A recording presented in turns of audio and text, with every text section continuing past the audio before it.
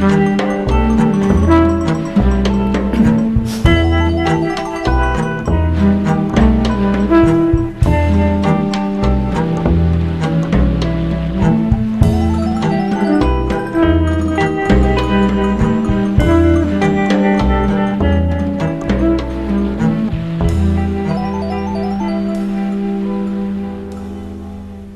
saludo muy cordial, bienvenidos a Perfiles desde M95 Televisión, un programa que lo pueden seguir pues por la tarde, por la noche, a mediodía, o a través de la página web de M95, por supuesto en las redes sociales también. No hay ningún inconveniente, que se nos pueda seguir por todos esos métodos y procedimientos que hacen que hoy día no tengamos fronteras.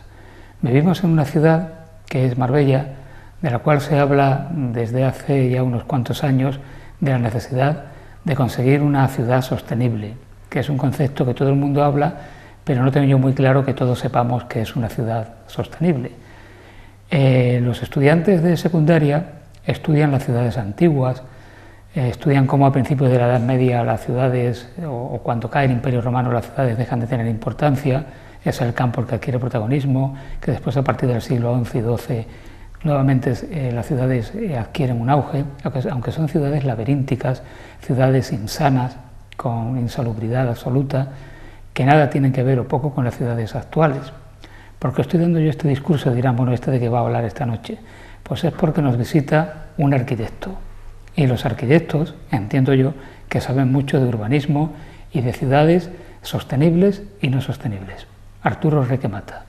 Hola, bienvenido. Buenas tardes, ¿qué tal? He dado una introducción muy buena, donde he mezclado ahí de todo un poco. Fantástica. ¿Una ciudad sostenible qué es? Bueno, desgraciadamente la estamos ya un poco sobando, ¿no? Ese vocablo, ¿no? Pero bueno, en definitiva se trata de aquella que tiene un equilibrio social, económico y medioambiental.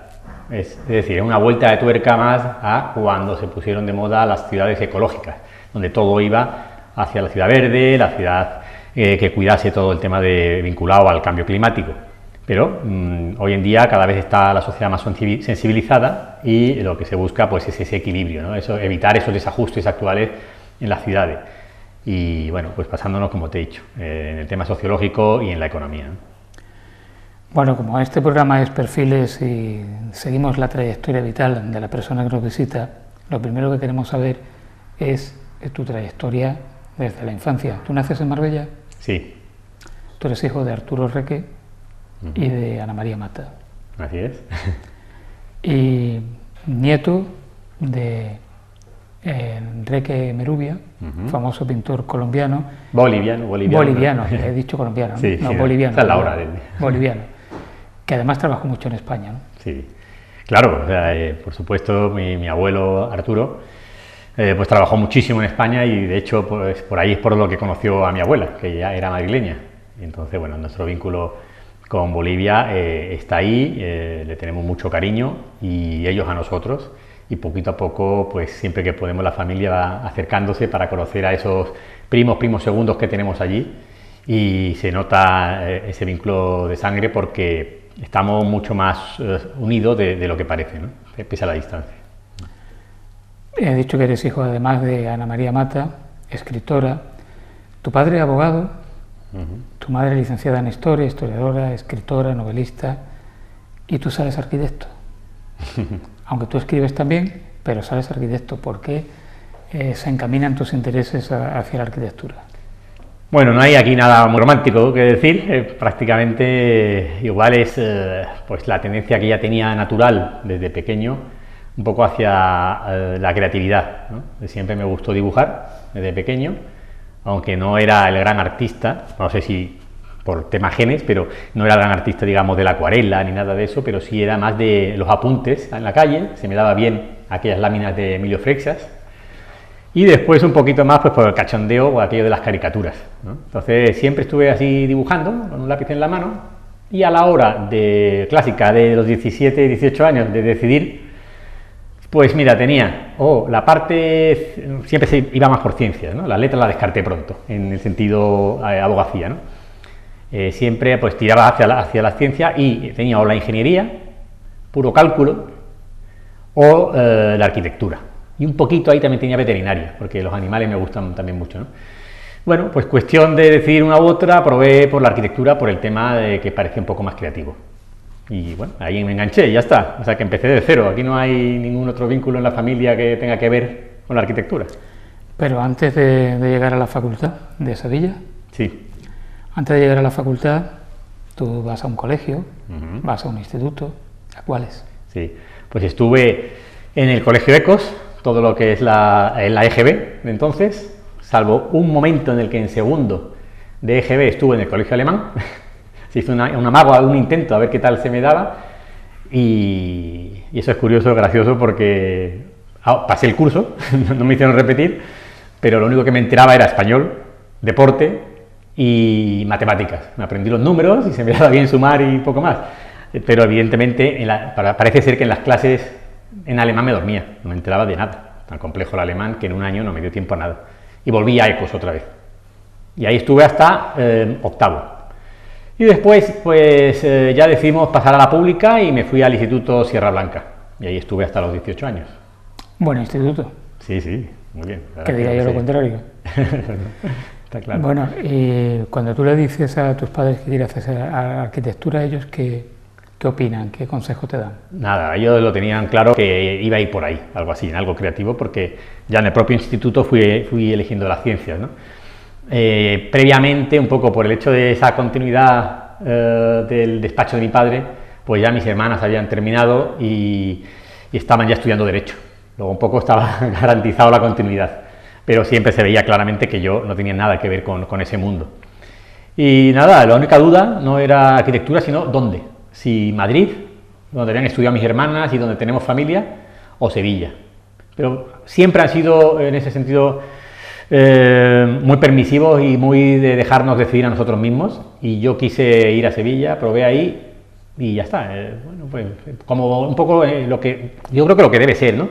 Que tú mismo te equivoques. Si fallas, has sido tú, lo has decidido tú, yo no te he impuesto nada, y así fue, y bueno, no salió mal. Eso que tú has dicho es muy importante, porque dejarse llevar exclusivamente por lo que indican los padres, en cierto modo es muy cómodo. Porque claro, si me sale mal, que mi padre me lo impuso. Claro. Que te sale bien, es que yo soy muy chulo y lo sé elegir. Correcto, muy bien, ¿no?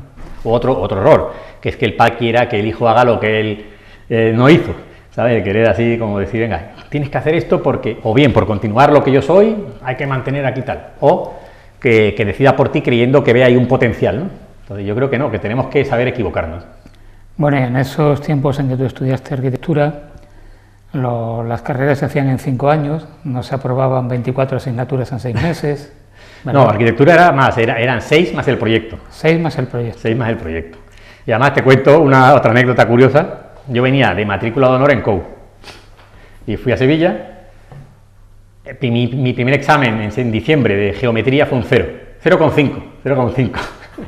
Y eso que yo creía que el dibujo, cuando uní puntos, se interseccionaban muy bien la pirámide con el cilindro, y me fui muy contento a ver un partido de España, fue un amigo que vino a verme, y cuando volví en enero, un 0,5. Así empecé, así fue mi saludo. Cuando acabé, luego aprobé unos cuantos parciales, de física, de otras cosas, pero estuve muy mal asesorado en el colegio mayor en el que estuve, y cuando llegué a junio no aprobé ninguna. O sea, viniendo de matrícula de honor, ninguna aprobaba en junio. O sea, me la jugaba, porque si no te echaban, me la jugaba en septiembre. Y en septiembre hinqué codos y saqué las 2 de estudiar, matemáticas y física, y ya fui arrastrando siempre un año por el tema del dibujo. Fíjate que yo dibujaba bien, pues el que me asesoró me dijo, deja dibujo, que es fácil, céntrate en las de estudiar. Bueno, al final gracias a eso conocí a mi mujer, ¿eh?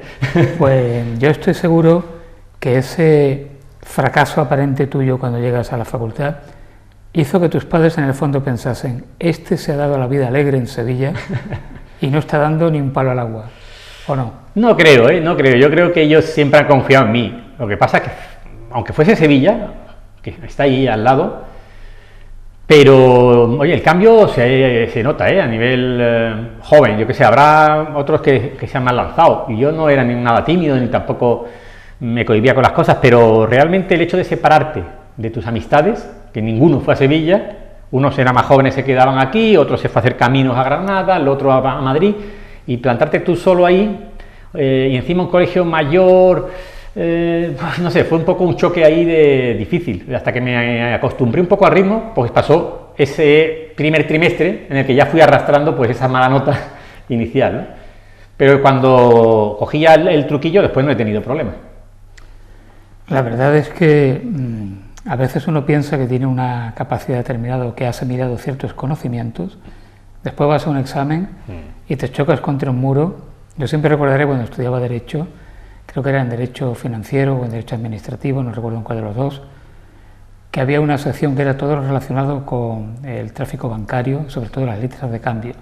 Bueno, yo eso lo estudié junto con un interventor de banco de una oficina de Marbella, que no diré su nombre, y cuando terminamos de preparar el examen, me dice, más de lo que sabemos no se puede saber, nos salga lo que nos salga, esto lo hacemos brillantemente.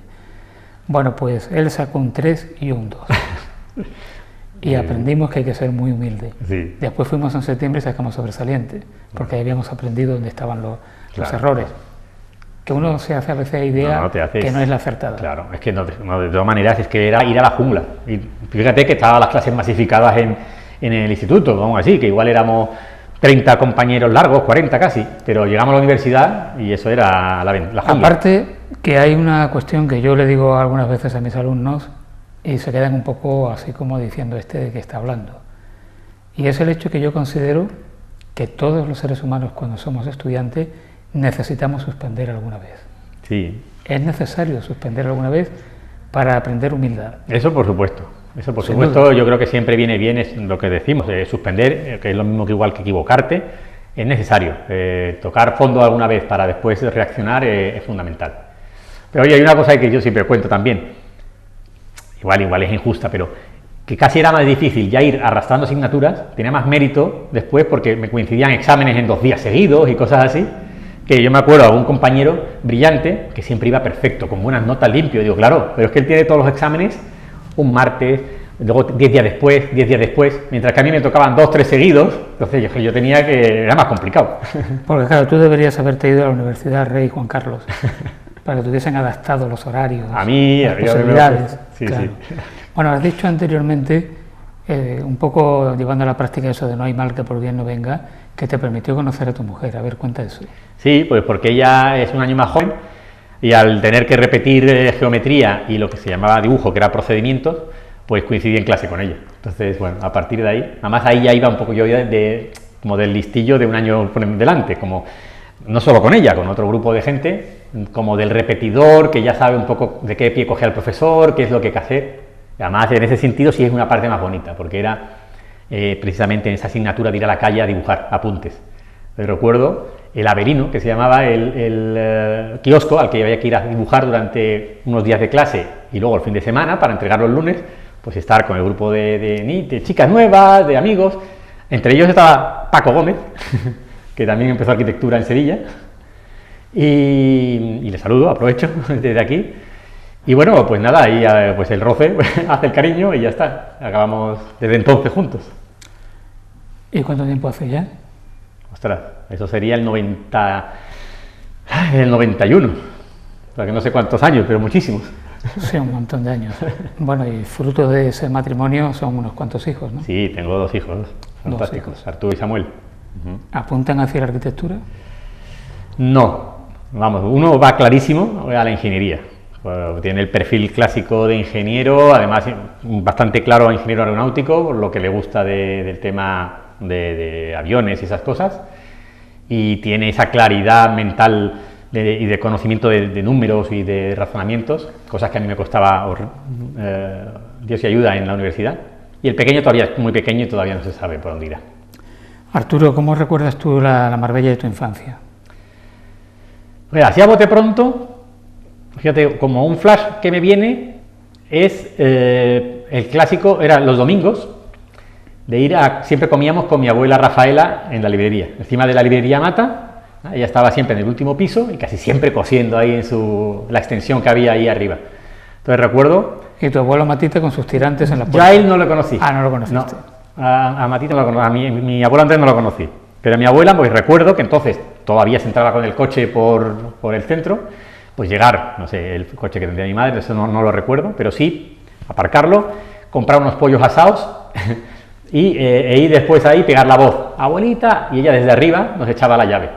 Y ya entrábamos y ya está. Y entonces íbamos a la tienda, cogías un cómic, que daba la escalera, daba a la puerta de la tienda, y ya pues comíamos con ella, ¿no? Y entonces, claro, era esa ciudad muy cercana, donde todo era pues niños en la calle, donde muy amable, todo se hacía en la calle, ¿no? Entonces eso era, vamos, fantástico. Y además con el privilegio que tenías tú y tus hermanos de acceder de manera gratuita a los tebeos, a las revistas, ya te digo, a los libros. Ya te digo, era un lujo. eso. Claro, en ese sentido, fíjate tú que creo que tú sabes que mi madre estudió tarde historia.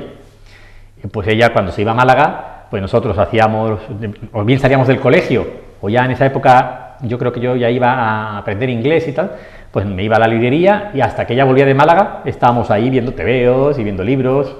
O sea que eso era un privilegio total a nivel literatura y aprender a leer. Uf. ¿Tú formabas parte de alguna pandilla? ¿Qué era lo que se llevaba en la época? Ahí cojeo porque como desde pequeño he vivido en un chalet que ahora mismo está integrado en el centro, pero entonces era un poco las afueras, ahí al lado del Polideportivo Paco Cantos, pues el grupo que tenía era casi familiar, porque unos primos míos vivían en la casa de al lado y éramos casi nosotros, ya hacíamos la piña nuestra.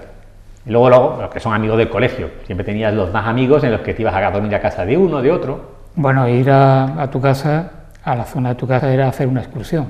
Claro. Hoy día tú has dicho efectivamente que está en el centro urbano, o sea que eso ya no tiene... Pero entonces era... Sí. Hombre, para mí no tanto, porque ya porque estaba... Estás acostumbrado. Yo ya estaba, no, en el fondo estaba en construcción, mi recuerdo de la EGB, estaban en construcción los edificios ahí de... ¿cómo se llama? Marvel Sun, donde está el cineclub y todo esto, ¿no?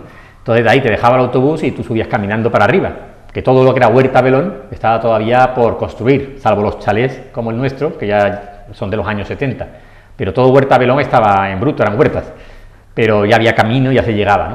O sea que no es como lo que me cuenta mi madre, que ella sí, para ir al Calvario, para ir a ver a su familia en el Capricho, pues sí, eran excursiones, ¿no? Bueno, habrán escuchado un pitido de WhatsApp. Una vez que se me ha olvidado quitarle el volumen al móvil, ha sonado. Eso ocurre siempre. Normal. No he sido yo, ¿eh? El móvil siempre suena cuando no tiene que sonar. ¿Tú recuerdas cuál fue tu primer proyecto? Mi primer proyecto profesional, creo recordar que fue una piscina y un muro de contención en Río Real para un cliente de mi padre. ¿Sigue en pie el muro? Pues no he pasado por ahí, pero si no me han reclamado nada, yo espero que sí. Yo espero que sí.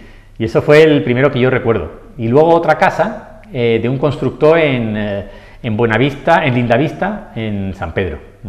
O sea que fíjate, esas son las dos. Y yo creo que son las dos únicas que hemos calculado la estructura nosotros, porque ya colaboraba conmigo mi mujer, entonces todavía era novia, y entre los dos nos repartíamos esos trabajos.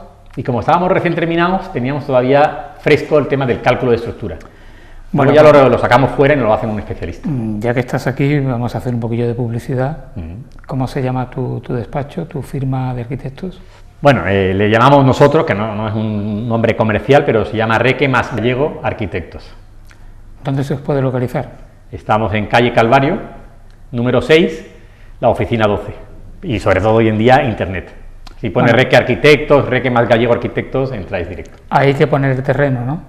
¿Perdón? Que el terreno lo tiene que poner el que va a encargar. Ah, sí, hombre, eso sí. Y es fácil encontrar un terreno en Marbella.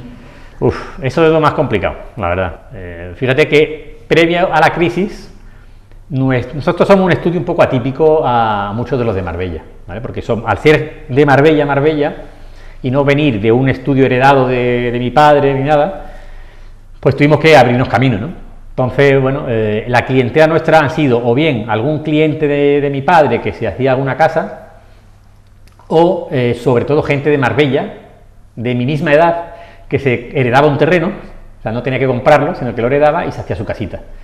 Entonces, no hemos tratado nosotros, digamos, el gran lujo, no hemos hecho casas en Sierra Blanca, ni cosas así a lo bestia, ¿no? Sino que hemos estado muy contenidos. Claro, eso nos afectó mucho en la crisis, porque la gente del pueblo fue los primeros que se vieron afectados. Y ahora, pues, el tema del plan general y todo esto, pues claro, ahora mismo es complicadísimo, no hay que dar apenas suelo. Bueno, tus padres eran amigos de Melvin Villarroel. Estamos hablando de un arquitecto con mayúsculas. Claro. ¿Tú hablaste con él mucho de arquitectura? Bueno, mucho no, pero sí recuerdo, estando a mitad de carrera, sería tercero o cuarto, por ejemplo, y sería por ahí, estaba haciéndose Marina de Puente Romano. Y me acuerdo de ir con él en su Mercedes.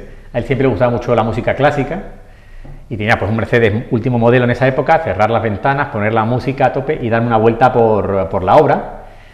Y bueno, pues decirte un poco eso, que intentar transmitirte las emociones, ¿no? Que hay que querer en la arquitectura, su clásico que no debe ser más alto que un árbol, y eso de lo que él siempre ha vendido y que ha sido su principal característica, ¿no? Que sus condominios, sus urbanizaciones, más que la propia edificación en sí, lo que hay por dentro es cómo abraza a la vegetación, ¿no? Y eso lo consiguió, y en eso la verdad es que es un referente que todavía falta que se le reconozca bien en la zona. Justamente era lo que te iba a decir, porque yo pienso personalmente que no se le ha dado el reconocimiento debido, que bueno, estamos diciendo que Melvin Villarroel fue un ilustre arquitecto, innovador, vanguardista, pero estoy seguro que muchos de nuestros televidentes pues no había oído hablar de Melvin Villarroel. Estoy convencido de ello, porque no se le ha dado un reconocimiento público como debiera. Claro, hombre, la gente de a pie de calle, pues igual, si igual no lo conoce, pues porque si no ha hecho una casa con él, seguro que no conocen a otros muchos que nosotros sí, ¿no? Pero en el mundo de la arquitectura de la Costa del Sol sí se le conoce. Lo que pasa es que tú sabes que la de la arquitectura somos un poco especiales. Si es demasiado paisajista, como que se ningunea un poco, ¿no? Si es demasiado populista, una arquitectura que imita las Casas Blancas, como que no vale. O sea, hubo un momento en el que todo era, o eres muy Le Corbusier, muy Mies van der Rohe, o no eres nadie. Y él no era eso, él era más el espacio, ¿no? La arquitectura del vacío. Ahora, en cambio, está eso cogiendo más fuerza, porque tendemos más otra vez a lo verde, a la ecología.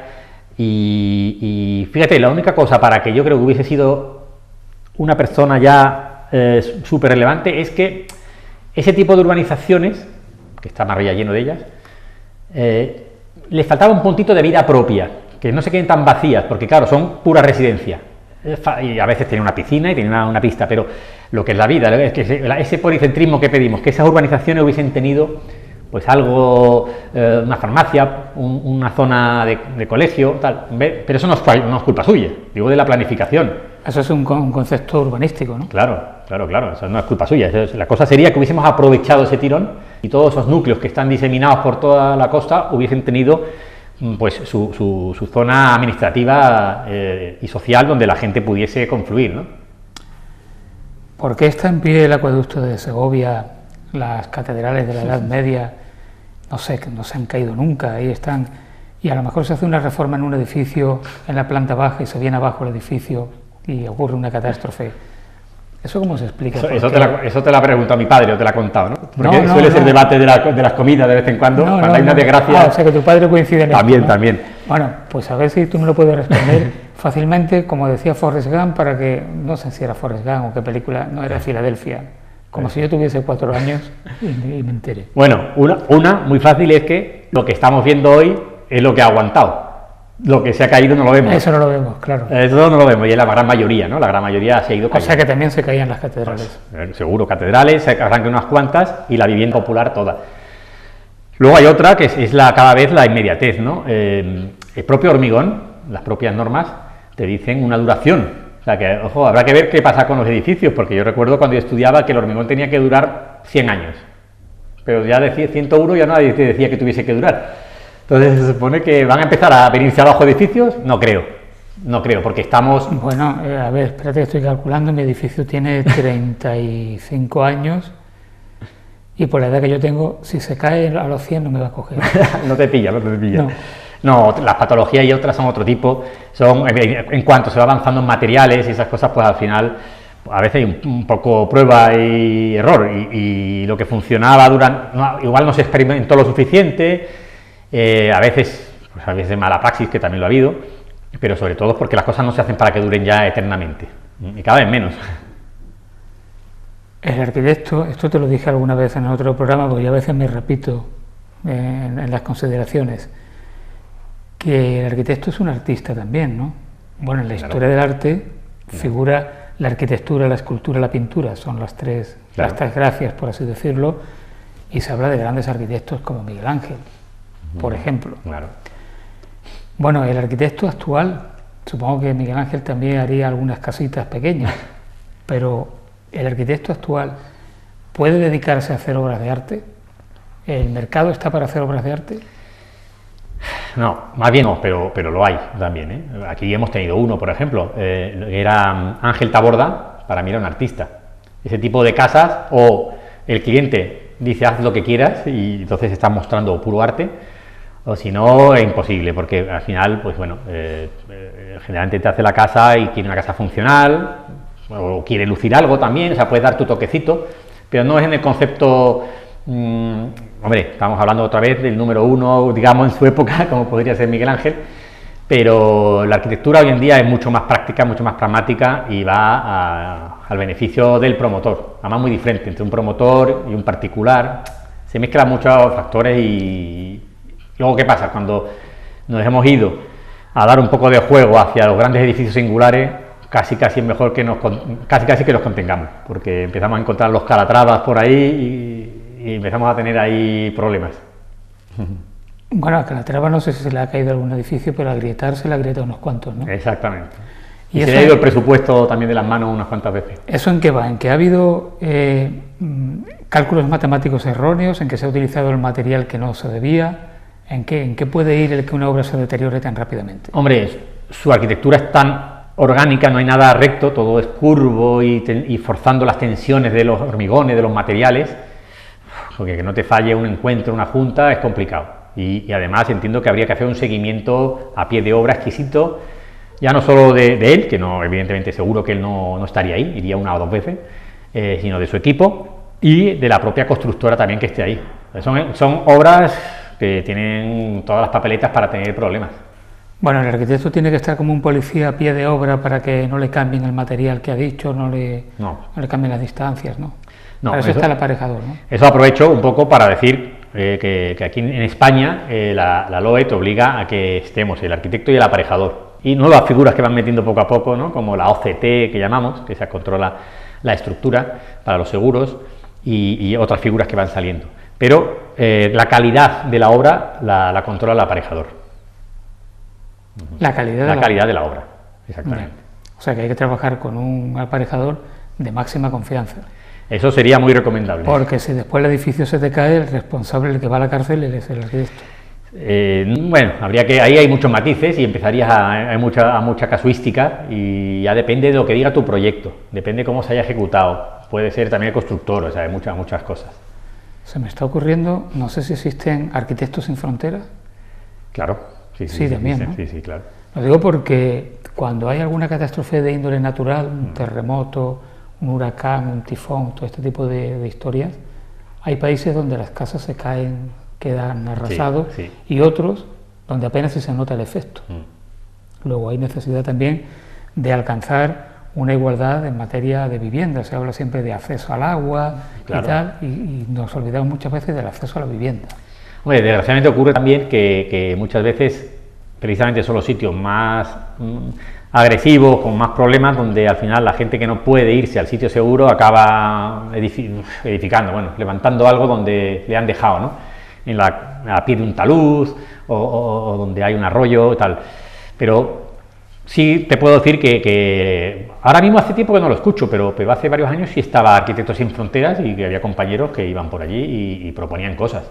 E incluso hay, creo que era, no me acuerdo el nombre, pero hay un chileno que es premio Pritzker y que uno de los motivos por los que se le dio era por unas viviendas para situaciones de emergencia. Un chaval chileno, vamos, pero no me acuerdo ahora cómo se llama. Y era precisamente, pues, entre otras cosas, ¿no? Muchas viviendas sociales, pero también porque tenía un proyecto de ese tipo, ¿no? En ese sentido, Arturo, ¿hay una legislación clara en España para construir en zonas, por ejemplo, como la nuestra, que estamos en zona sísmica, con medidas en contra de posibles terremotos? Claro, eso cada vez además van siendo más estrictos. Nosotros estamos en zona sísmica, pero ya de refilón, casi saliéndonos. Digamos, el centro está en Granada y a medida que te vas separando, pues va perdiendo fuerza, pero está ahí. Y no sabemos además si eso, como va cambiando el planeta, si da más. Hombre, yo en ese sentido tranquilizo diciendo que estamos por encima de la seguridad, pero a lo bestia. O sea, nosotros digamos que multiplicamos por 2,5 el riesgo, que eso es una barbaridad. Muchas veces el constructor clásico, tradicional, te dice, si es que es tanto hormigón o tanto hierro. Digo, ya, es que cada vez la normativa es más exigente y te pide más cosas. No quiere decir que te salgan fisuras, pero a lo que voy es que se hacen para que no se caigan. En 100 años, después se caigan. Cuando después ya sabemos que a los 100 años el hormigón falla. Exacto. Bueno, por lo tanto hay que morirse antes de los 100 años para que no se te caiga encima. Se da el caso de que un potencial cliente llega al despacho del arquitecto y le pide un proyecto bueno, bonito y barato. ¿Me lo hace usted barato y bien despachado? Como se decía antes, cuando uno iba a comprar a la tienda. Hombre, siempre hay, se encuentra de todo. Y a veces incluso va de la mano de más dinero. Muchas veces tú, la persona con más dinero es el que más aprieta, muchas veces. Fíjate tú que te llega la persona humilde y enseguida te está diciendo cuánto cuesta el haber venido hoy a verle, y el otro da por hecho de que tú estás a su servicio y que va incluido en el total, ¿no? Pero sí lo hay, el tema de apretarte en horarios es uno de los grandes problemas que está teniendo la arquitectura posterior a la crisis. Bueno, existe una idea generalizada que uno va a un profesional como es un abogado o un arquitecto a consultarle algo y que esa consulta no cuesta. Correcto. Que eso no vale. Uno va al médico a hacer una consulta. Totalmente. Y aunque no te mande medicina tienes que pagar la consulta, ¿no? Totalmente, pues aquí nos pasa eso continuamente, se da por hecho. La gente además, claro, ve la cifra final y tú ves un total sobre el valor de la construcción, pues hombre, suena elevado, pero no te das cuenta de que desde que empiezas tú la primera línea hasta que se acaba la obra, pues va a pasar, pues puede pasar fácilmente 6-7 meses de proyecto y luego casi 2 años de obra, pues divídelo mes a mes, al final te queda 300 euros al mes y poco más, de lo que tienes una responsabilidad civil por 10 años en las estructuras, 3 por humedades, o sea, tenemos unos riesgos brutales y una responsabilidad tremenda, a la vez que por lo que es la parte artística también, ¿no? Y que no estoy tan de acuerdo en que se nos considere muchas veces como que el arquitecto gana muchísimo, ¿no? Eso antiguamente, pero ya se ha perdido. ¿Durante cuánto tiempo sigue teniendo el arquitecto la responsabilidad sobre la obra? ¿Tú que tienes que reclamar a alguien o qué? No, yo no. Que las normas deontológicas no me dejan. No, me dices durante cuánto tiempo. Mira, la ley te dice tienes 1 año, pero no solo al arquitecto, es al constructor, al aparejador, o sea, a todos los agentes. Tiene 1 año desde que acabó la obra, para todo. 3 meses para lo que es la parte de humedades, estanqueidad que llamamos nosotros, y 10 para la estructura. La penal la tiene de por vida. La penal es de por vida. Si se cae la casa, se muere y te buscan, eso da igual que hayan pasado 40 años. Te llaman, no quiere decir que vaya a la cárcel, habría que demostrar qué ha pasado. Que luego también el propietario tiene unas obligaciones de mantenimiento importantes. Hombre, claro, si hay un pilar estructural y uno hace una reforma y quita el pilar, se te viene por ejemplo.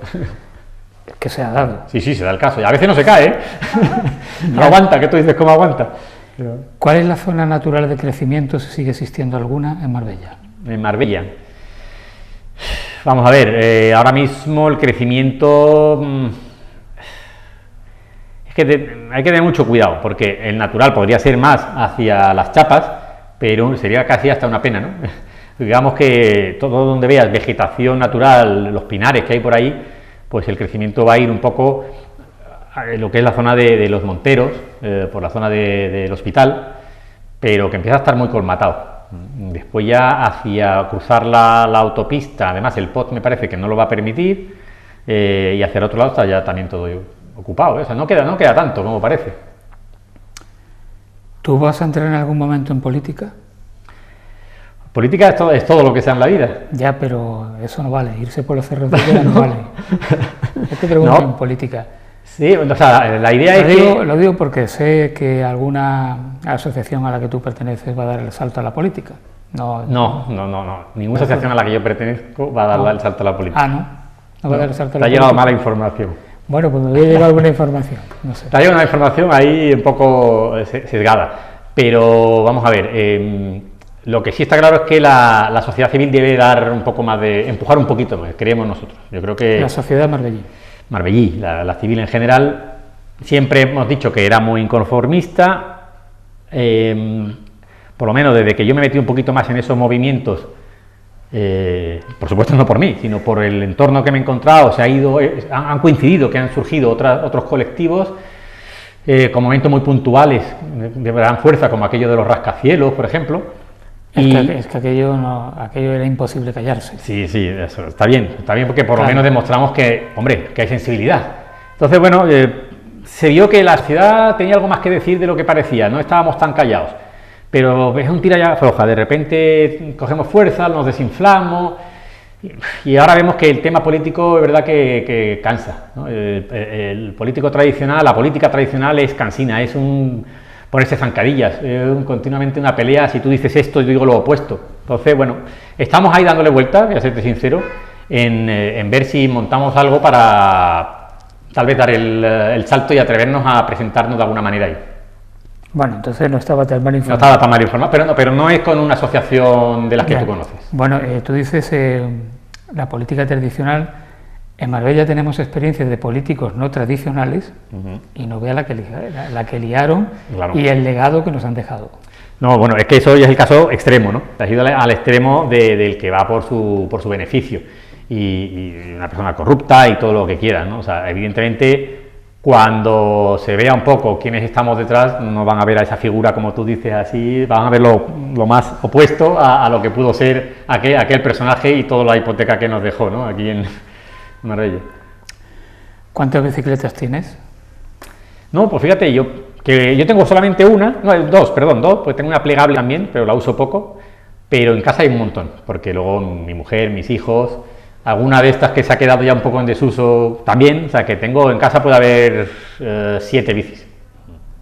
Marbella Bike Civic. Marbella Bike Civic. ¿Cuándo surge esta asociación o este movimiento?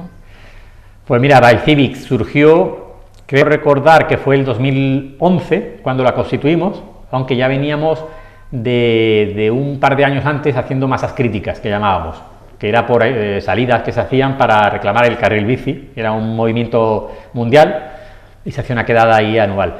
Luego hubo otros compañeros de otros colectivos nacionales y andaluces que nos dijeron que la mayor fuerza era hacer una asociación.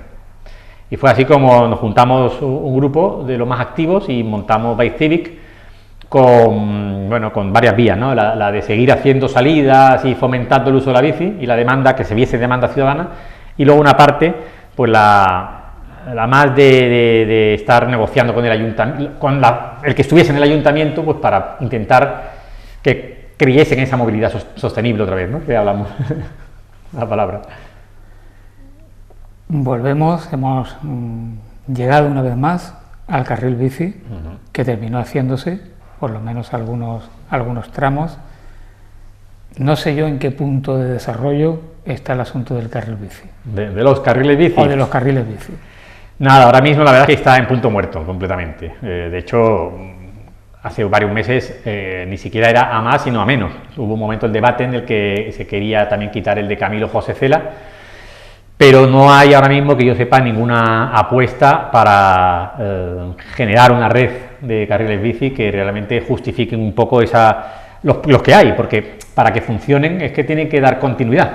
Si me has hecho un tramo de carril pero me lo dejas muerto y no conecto con nada, pues no va generando tu tranquilidad ni confianza en el ciclista. La bici va creciendo, pero porque hay una moda general en el mundo, por suerte, que cada vez hay más gente que ha vuelto a usar la bicicleta.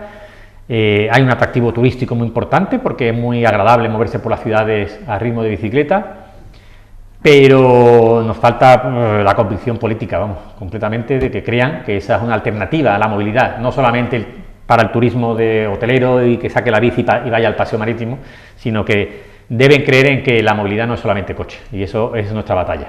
Hay determinadas zonas del día que el carril bici de la avenida Nabeul, de la calle Nuestro Padre Jesús Nazareno, la calle Arte, se transforman en aparcamiento. Ahí hay un par de colegios y durante una hora y pico, pues es un aparcamiento que lógicamente hay que consentirlo porque no hay donde poder estacionar.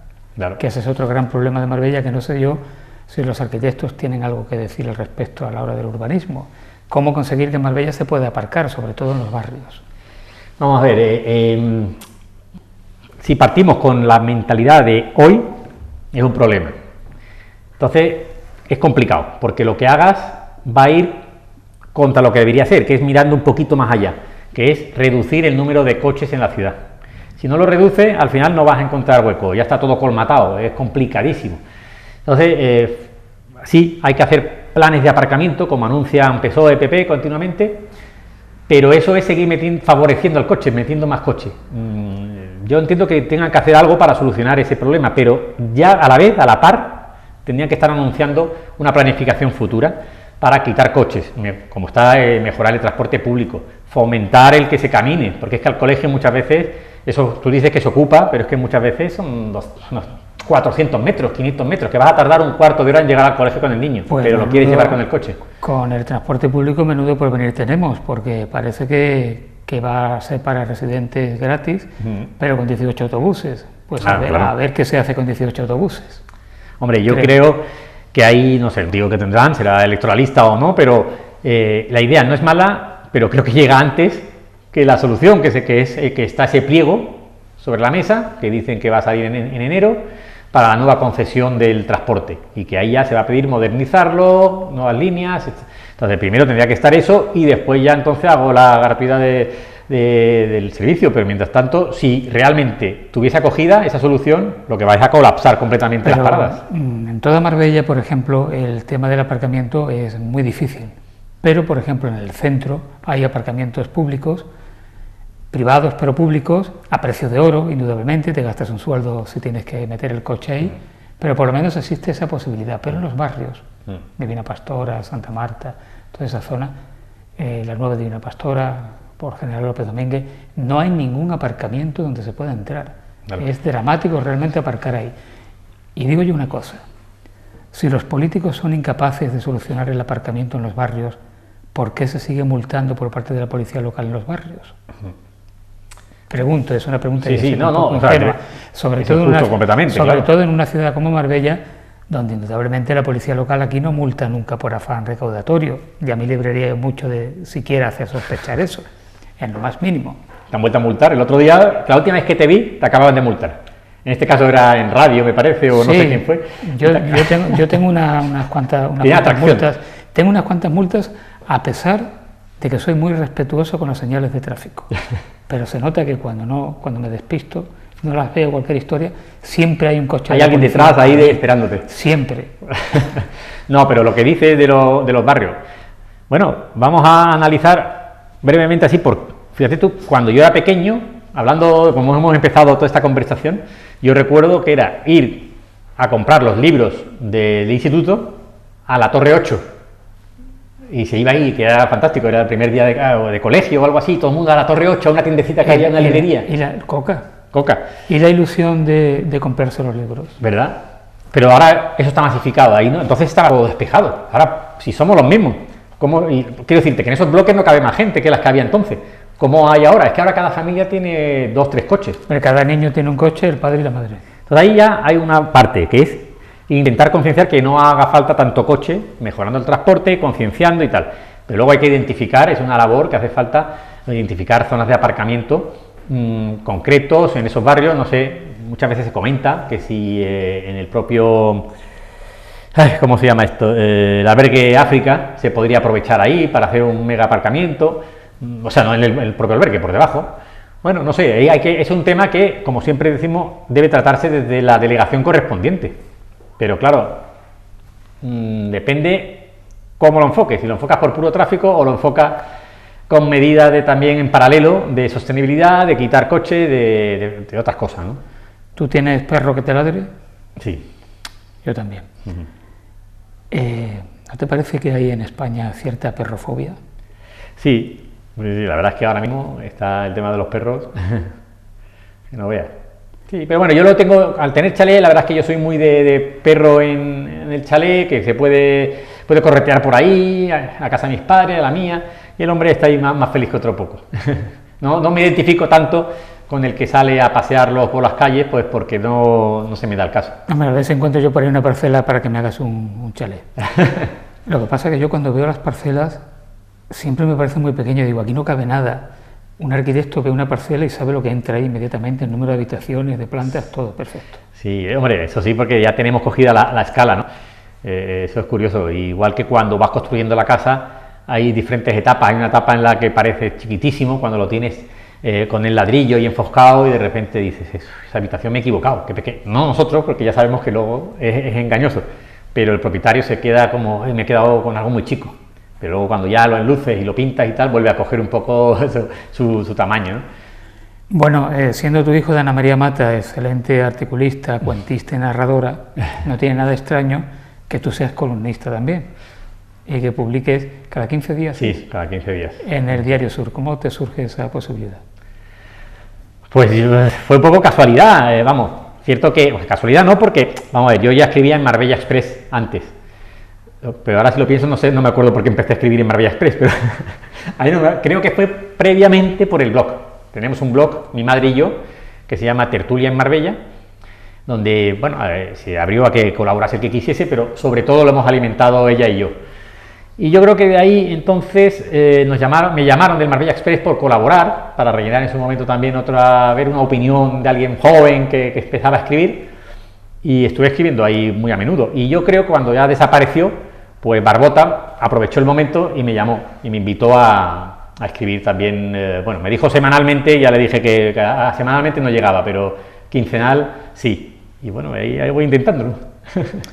Bueno, tratas temas de actualidad con tendencia al medio ambiente, sí, porque indudablemente si queremos seguir subsistiendo como especie, necesitamos cuidar el medio ambiente, que parece que es una frase hecha, parece que es una rutina, que lo decimos continuamente como una cantinela, pero que indudablemente cada día nos damos más cuenta de que el planeta está evolucionando hacia mal, por comportamientos humanos difíciles de poder solucionar, porque aquí entra el tema económico, porque claro, ¿vendemos armas a Arabia Saudita o no la vendemos aunque violen los derechos humanos y sean unos dictadores? Porque perdemos los trabajos. ¿Dejamos los partidos tóxicos a la atmósfera y perdemos puestos de trabajo?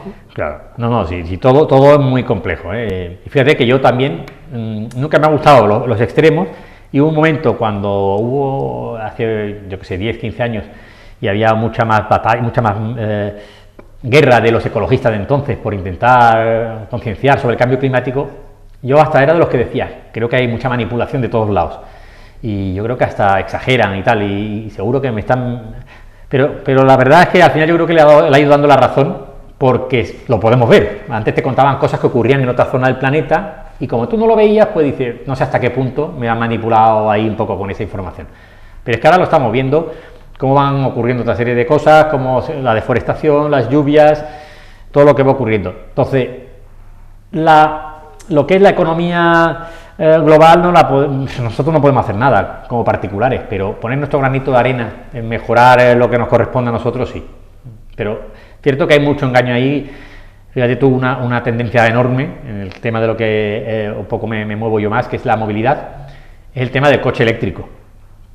Vale, el coche eléctrico va a mejorar la contaminación, pero no me soluciona que la electricidad también contamina algo, y luego que seguimos entonces metiendo coches en las ciudades.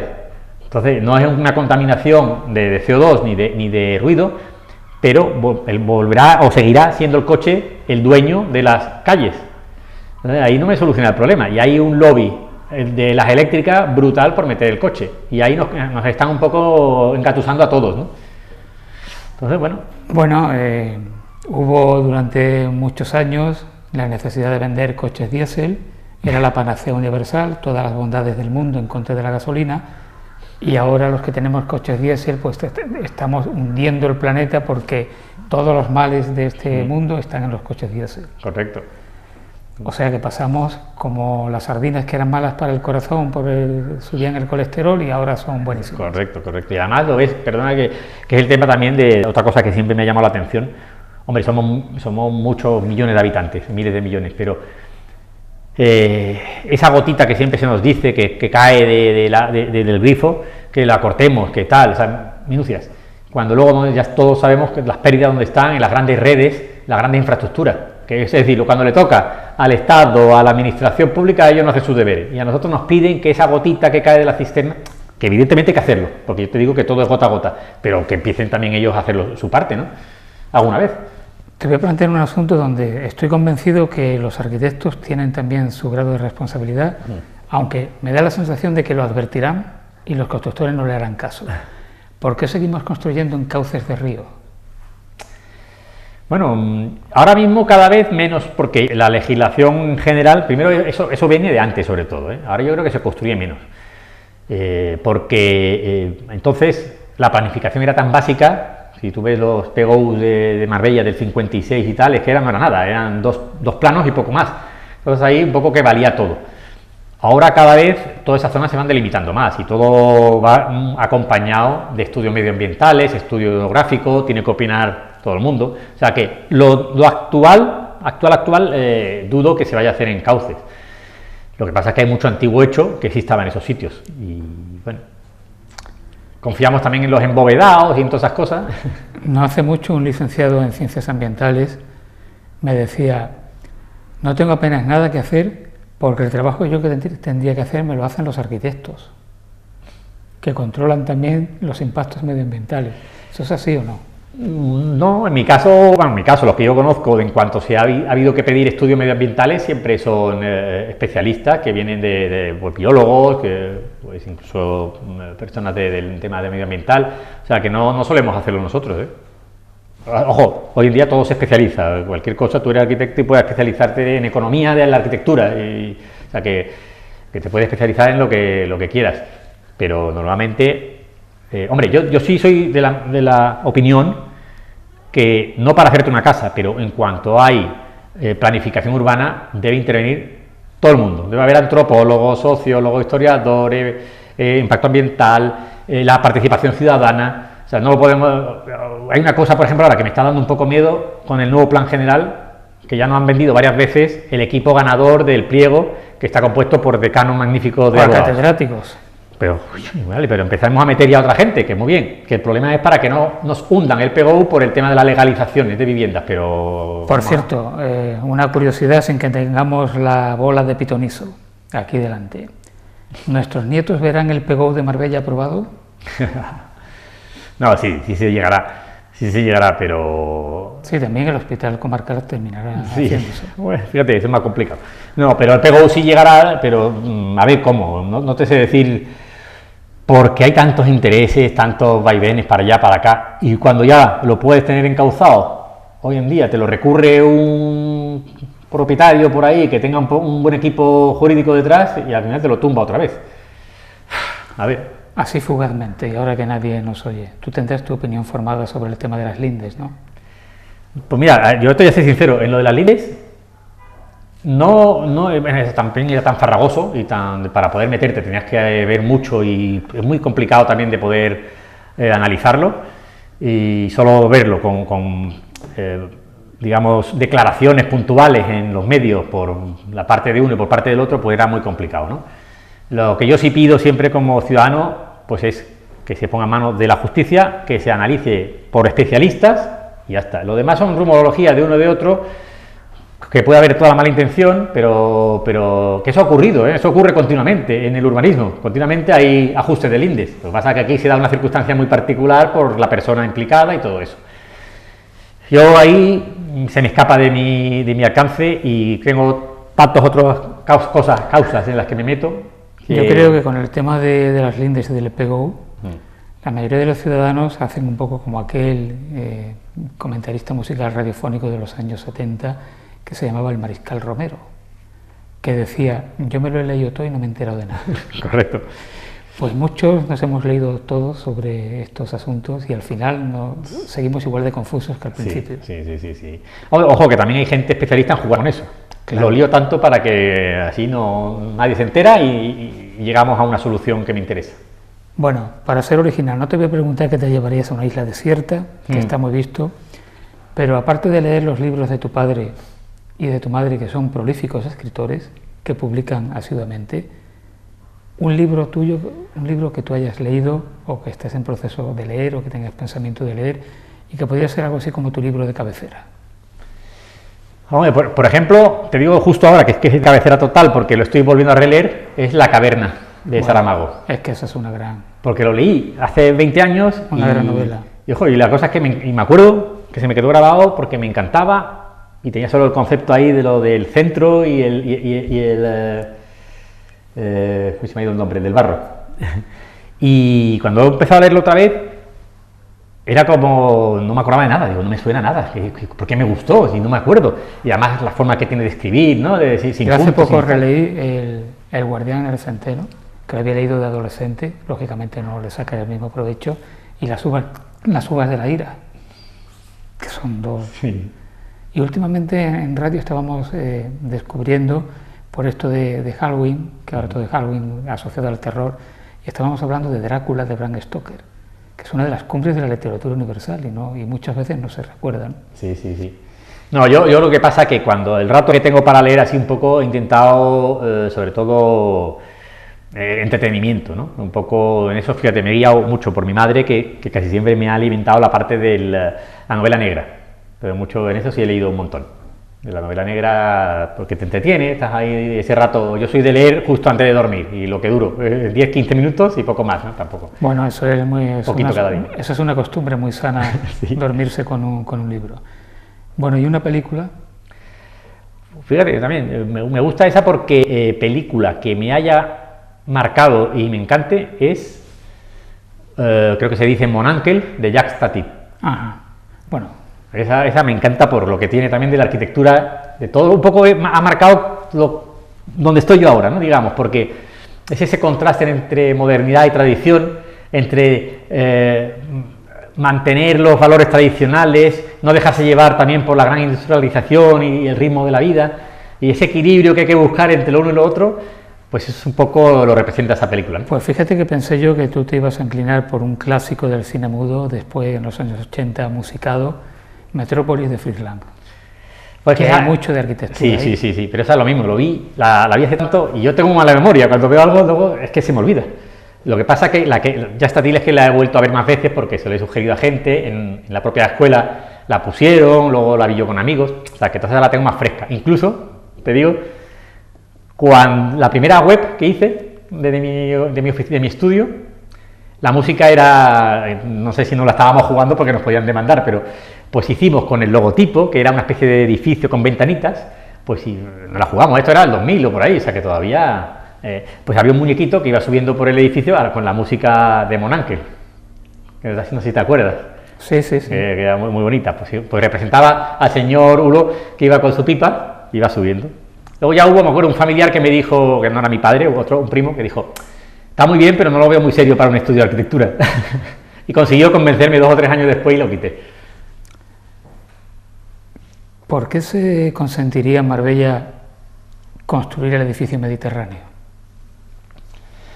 Hombre, yo creo que era una época, ¿no?, en la que Torremolinos incluso iba por delante y se llevaba la construcción vertical hacia arriba. Entonces yo creo que se escapó, ¿no?, de que, bueno, ya que se está haciendo en Torremolinos, pues también. Es que uno lo ve hoy día y dice, bueno, es que esto desentona aquí, desentona ahora, pero ¿cómo desentonaba entonces? Sí, claro, hay más todavía.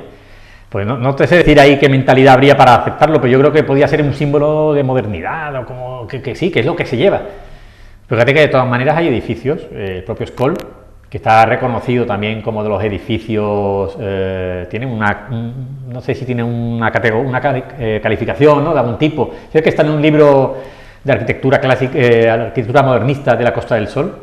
Me gustaría mucho ir a un apartamento de los del Skoll, de los que tiene doble altura. Doble altura, eso se ve muy bien en algunas películas de Mariano Ozores, que están rodadas ahí, se ve muy bien cómo era el Skoll originario. No, pues eso estaría muy... Bueno, yo he visto alguna en Facebook, alguna vez te ponen un trocito, sí. Pero hombre, es otra arquitectura que se hizo, ahora desentona. Bueno, me gustaría seguir hablando, pero es que hemos agotado la hora del programa. Mira, claro, como estamos tan a gusto, se pasa volado. Como eres un buen conversador. Bueno, gracias. Como se nos han quedado muchas cosas por hablar, pues otro día más adelante te vienes por aquí. Cuando quieras, claro. Y te vienes con tu madre. Vale. ¿Con tu madre y con tu padre? Bueno, si mi madre sabemos que habla muchísimo, y va a absorber el espacio. No, tu padre habla más. No. ¿Tú no crees que hable más? Yo creo, mi padre habla mucho, pero tiene más pausa. Mi madre es más torbellino.